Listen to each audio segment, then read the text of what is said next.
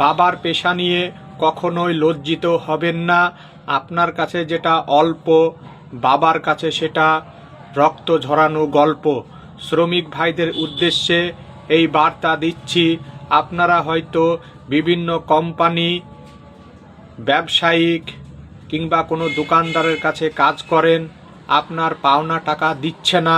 এরকম যদি হয়ে থাকে তাহলে আপনাদের আমি 6টা নাম্বার বলবো। 6টা নাম্বার অবশ্যই আপনারা লিখে রাখবেন। এই নাম্বারে সেই দোকানদার, সেই ব্যবসায়িক, সেই কোম্পানি কিংবা সেই ঠিকাদারের বিরুদ্ধে অভিযোগ জানাতে পারেন।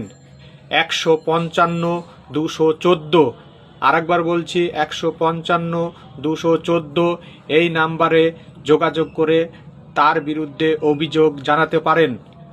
আপনার পাওনার টাকা অবশ্যই ফেরত পাবেন। আর